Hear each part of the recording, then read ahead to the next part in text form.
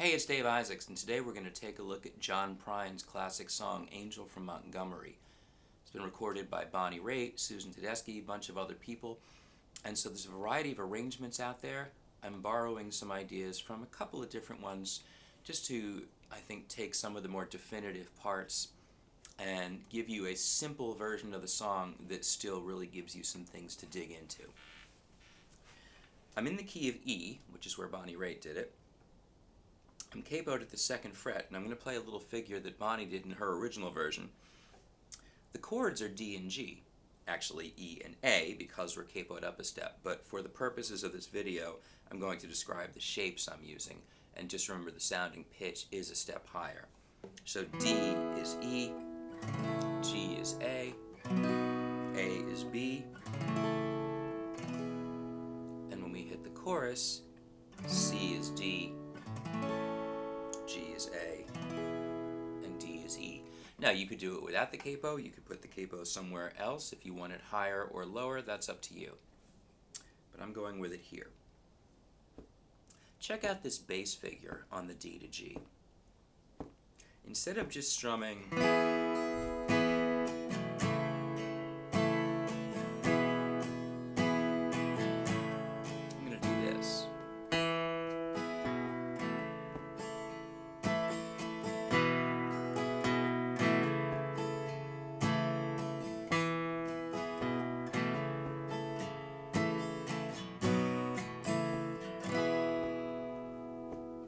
As I said, that's not definitive to any one version, but that bass part is from Bonnie Raitt's version.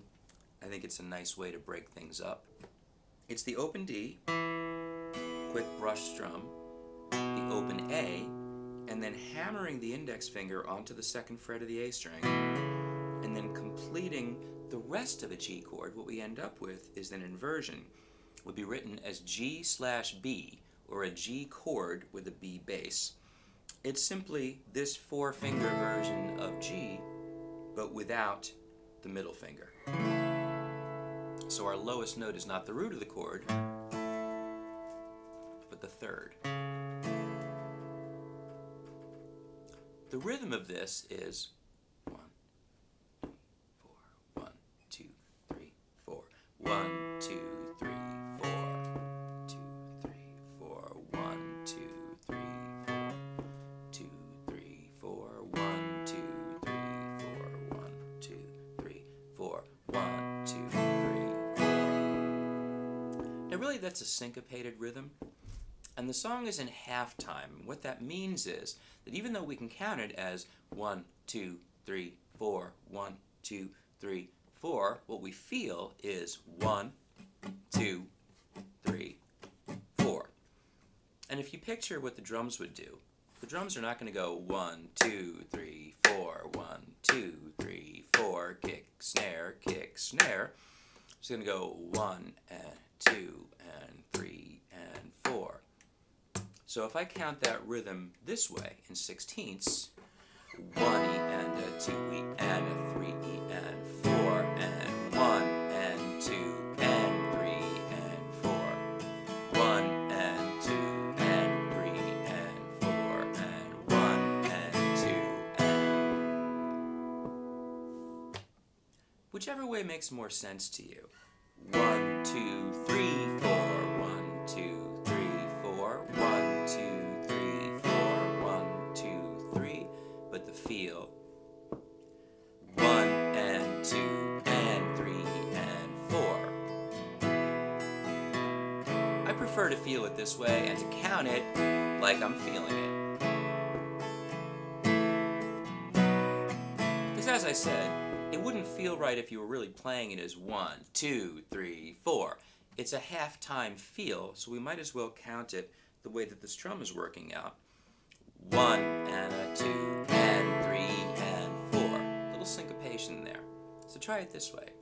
1 and a 2 and 3 and 4 and a down, down, up, down, down, up, down, down, down, down, down, up, down, down.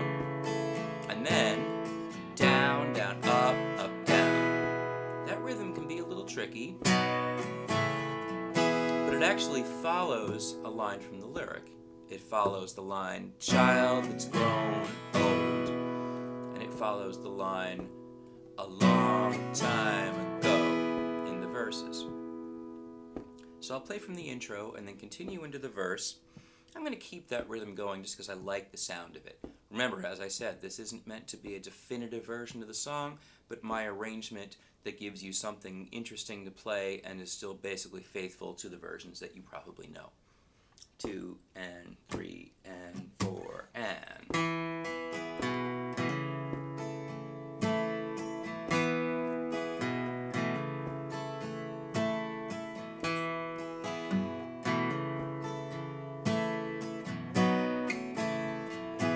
That's the intro.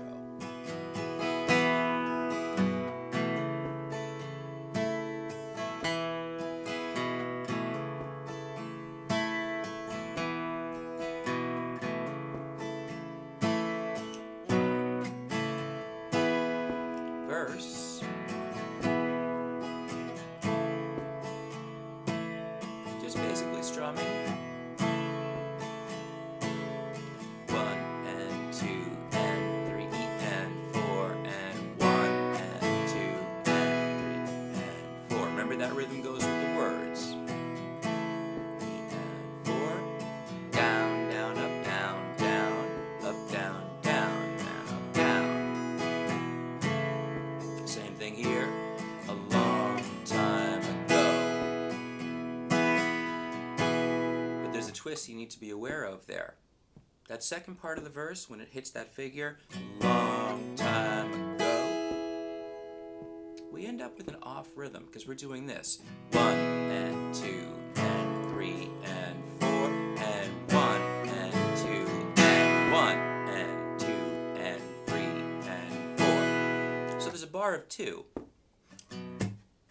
3 and 4, a long time ago. 1 and 2 and 3 and chorus C and a 2 and a G and a D. So it's a little straighter now, but then old rodeo. Once again going with the words. So that rhythm is 1 and 2 and 3 and a 4 and. Here's the chorus again. 3 and 4 and. Flies Montgomery. And 2 from an old down, up, down. And 2 and 3 and 4. Notice how that push makes the rhythm feel sort of suspended for a moment.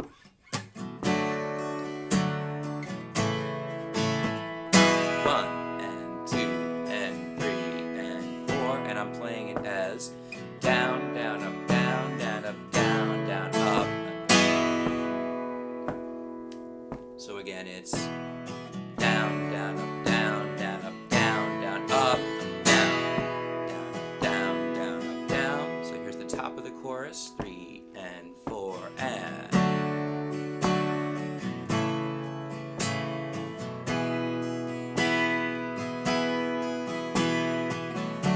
Here it is.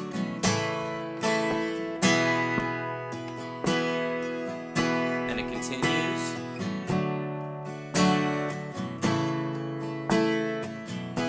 And then we hit a G. Leaving this living is just a hard way to go. 2, 3, 4, and it starts over. This is where you'll find the variation in the different versions. Sometimes we have a bar of 2 there, sometimes we have a bar of 4. If you want to do it slightly differently, say tighten it up so it's shorter. To believe in this living, a hard way to go. 1 and 2 and. It's trickier to count, but it feels good.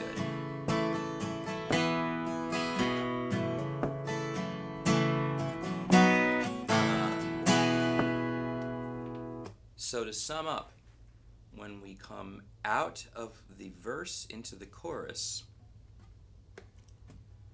1, 2, 4. But when we come out of the chorus into the verse, 1 and 2 and.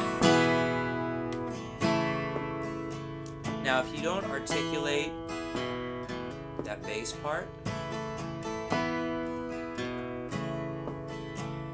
just strum 1 and 2 and 3 and 4. 1 and a 2 and 3 and 4.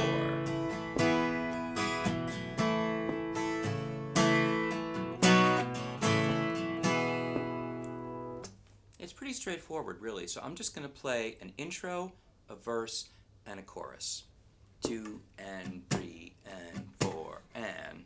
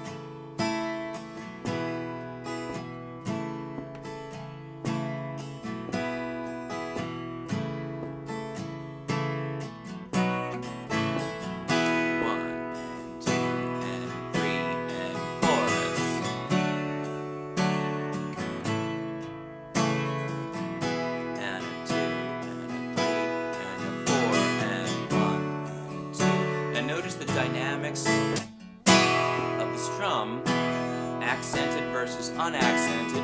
1 and 2 and a 3. I swing more on the beats, lighten up in between. Leaving this living. 1 and 2 and. So your strum shouldn't be like this, but more subtle. Just keep that strumming hand light. And you might want to practice doing things like this. 1, 2, 3. So those and-does are real quiet. You get that halftime feel really nicely this way.